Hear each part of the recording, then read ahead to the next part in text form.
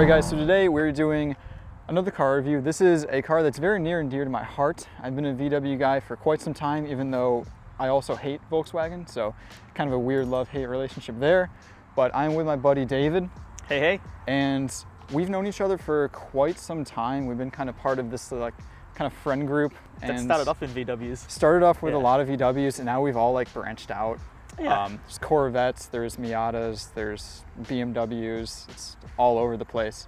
But we're here with your Mark 7 GTI. It's pretty sweet. You want to show us around it? Yeah, absolutely. So it's a 2016 GTI, Autobahn for those that care. Has the performance pack, has the lighting pack. It's essentially loaded out except for the dynamic chassis control, which worked out well because I put lowering coilovers on it anyway. So these are new speed, I think they're called RSE 11s.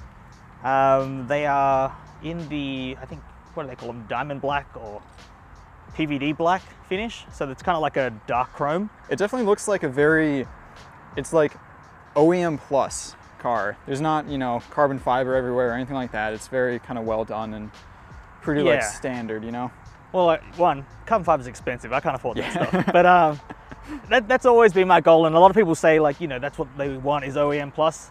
I want my car to look as stock as it can, you know, and then surprise people when when they see me on the road. But for sure, yeah, I have a lot of fun with it. Yeah, and then you do have Bilsteins on this, right? Yeah, I've got I think they're called B14 Bilstein coilovers. Okay. Honestly, they've been great. They're like the entry-level Bilstein. On the road, they're great. You know, it's not too rough. Drive it on the track, and it's not terrible there either. So yeah, I don't know why anyone would pay for anything else. Yeah, it's definitely a good stance. I mean, like, I've ridden this car a couple times. I just drove it here, and it's really compliant, honestly. Right, and I think the fronts are actually maxed out, so that's at max height. So for all you low boys that want to go lower, you can definitely go lower. So weird thing, horse tuned. So this is this man. He doesn't have a microphone, so unfortunately he can't talk. That's the horse, yeah. That's my tuner. That's the tuner, the man with a plan, off in the distance. But Jeb has been tuning for quite some time, and it's really interesting the way that this car is tuned. It's using HP tuners, but with an open source kind of razzle-dazzle, little plug-in, some magic sauce. It's very interesting to have this self-tuned. A lot of, you know, Volkswagens and Audis, they're all kind of flash-tuned because that's just the culture. You get a stage 1 or a stage 2 KO4. That's kind of like it. So to have kind of a unique and custom-tuned vehicle, that's pretty cool. So the engine bay looks really stock from above. It's not. What is done to it? I have a Garrett GT2260S turbo, which is like their stage 1 PMAX turbo. Got that last November. I think I was probably one of the first people to get it. I literally ordered it the day they announced it. And have spent probably the last 6 months fighting with the wastegate, trying to get it to not boost creep. But I think we're there now. Makes good power. We have good control over boost. So, you know, no frights or, you know, brown pants. Yeah. Besides that, I recently got it installed with MPI. So I have new like AN lines from the tank, have a new low pressure fuel pump to a port rail up here. It's all precision Raceworks parts. Huh. Yeah, so now it has port injection as well, and the goal with that, especially now that it's all custom tuned, is to potentially run fully 85 and see what kind of sauce it makes. All right, so pretty stock in here, except for a couple other things. Yeah. A couple little things, I should say. Absolutely. So P3 gauge, that's how I read my boost. I like it because, you know, it doesn't stick out like a pod that, you know, you got to put in there. It just looks like it was made to be there. And then the only other thing in the inside here that's really different is the steering wheel, which I got off Facebook Marketplace. Some guy bought it or ordered it from another dude on Facebook Marketplace, had it all kind of custom colored with this kind of copper tone stitching, and then canceled. He lost his deposit on it, and I paid the difference and got myself a nice, you know, bulky steering wheel. Yeah. And then the paddles, which are from Amazon, they were like 25 bucks. Yeah, they're metal. yeah, classic. Yeah. And they're replacement too, not stick-on, which is what I really wanted. Yeah, so one thing as we're just setting off, that's super nice about the Mark 7s, the transmission's way better. I have a Mark 6, I had a Mark 5 Jetta, and the transmissions in the Mark 7s and above are just substantially better. like when you take off in first gear, there's no like slipping the clutch to kind of get it to move. It feels so much more like as soon as you take your foot off the brake, you're starting to move. That's awesome. So David, what does this car make in terms of power? Because we don't know exactly. We haven't had a dyno. Yeah, I haven't had a dyno just because it's always kind of been nearly done, but never completely done. Gotcha. Just looking online kind of at what other people running this turbo get. I think on pump, which I'm on now, you can get high 3s, so maybe like 380. With ethanol, you can probably go over just over 400 wheel horse. Jeez.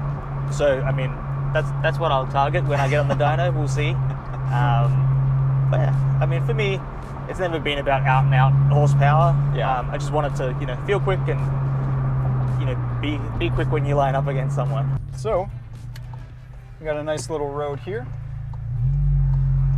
Let's make some fun noises.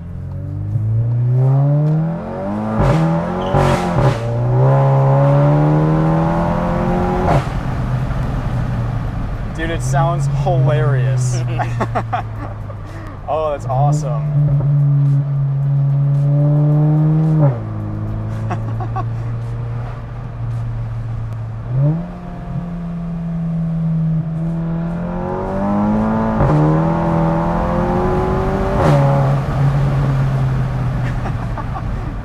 It's got a great brake feel compared to, so I've driven a couple of Mark 7s that haven't had the performance package with the larger brakes. You have a lot better brake feel for sure. And especially compared to my Mark 6. I mean, this is substantially better. Yeah. Yeah, my Mark 6 brakes are way underpowered for how heavy the car is. So brakes are great. Sounds awesome. With this turbo, honestly, it spools really well. I mean, yeah, I think you get peak boost, like max boost, at like 3.5 grand, so it's not terrible at all. That's awesome. And it's so nice. With the DSG, you just put it back in and it drives for you. Completely automatic. That's so nice. Yeah, and it's great. Jeb, so he does the tuning, as we mentioned, and he's a really great tuner, honestly.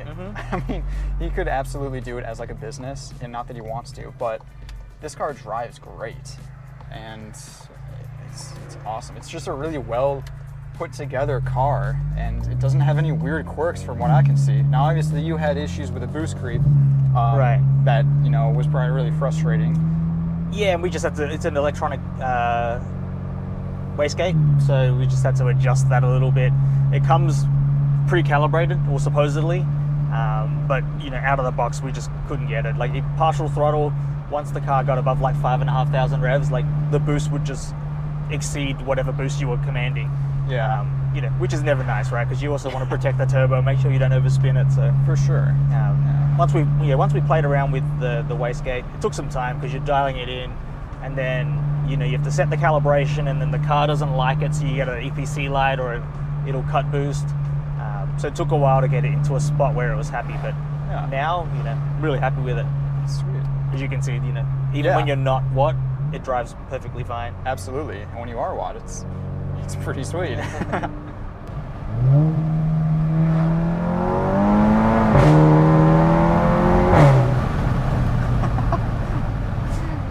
Oh man, the exhaust is awesome. It's not necessarily loud, like the actual note isn't loud. It's just the DSG noises are ridiculous. And so, David, you actually tracked this car a couple times, and you said something that was kind of surprising to me. You said that it has a tendency to oversteer.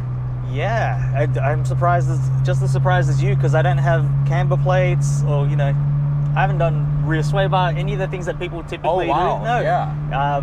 The suspension's the only thing that I've done in that area. But yeah, I mean, like with any front wheel drive car, you still do get like terminal understeer if you go into a corner too hot. Yeah, you like lift off as well. And lift off, right? But if you go in, at like a decent speed, like a speed where you actually make the corner and you just balance the throttle, it will, the rear does get light because the front, grips with the diff, turning it through. Yeah, a few times, like actually had the tail like kind of get light. I was like, holy crap, it might actually like spin around, which you never hear about. Yeah, front wheel drive cars. Yeah, that's crazy. Yeah, usually to get cars to rotate, you'll have to do like a super stiff rear bar, and then yeah, mess with the camera as well. That's awesome that it does it really with just, I mean, a cup kit from Bilstein. Yeah. And that's basically it. It's awesome.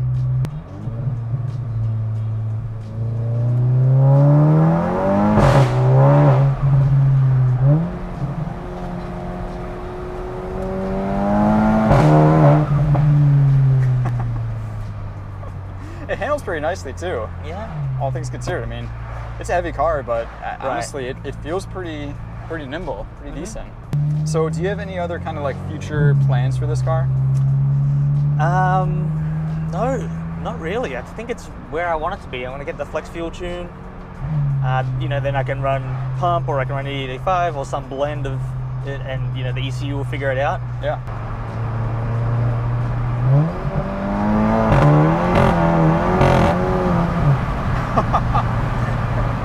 Jeez. So wait, was that traction control? That's traction control, because I get wheel okay. spin. I spin in third too. Like I spin first, second, and I was third. gonna say it was a combination of wheel spinning and then like sort of like understeering at the same time. Oh, it's hilarious, man. It sounds just ridiculous, absolutely ridiculous. But it never feels like when you're wheel spinning, and I think partially this is just because it's a very modern car, but like it never feels like you're going to actually understeer off the road. It's pretty good at, if you point it where you want to go, it will get there. Right. With a little bit of drama. Exactly. And it's got the diff too, right? So it's not like an open Yeah. diff car where it's just going to keep spinning that wheel. Yeah, that's the biggest thing for this. I mean, if you had open diff, dude, this would be horrifying to drive. Yeah, and you go At through least on tires track. like crazy. Yeah, that's true. Because yeah, they do the kind of fake LSD by using the brakes, And then you go through your and then brakes. you just go through the pads like Yeah. no other. All right, sweet. So this was an awesome review. I really enjoyed it. David, thank you a bunch for Thank you. letting me rip your car, hanging out. Anytime. Appreciate it. Definitely, I still have a sweet spot for GTIs. I'm never going to be able to escape that. Even though I joke about VW a lot, they make nice cars. They're just not reliable. Anyway, thank you so much for watching. If you have any questions, let me know in the comments. I'll put the modifications in the description. So if you're interested in like what specific parts are on this car, you can check that out. But yeah, have a good one.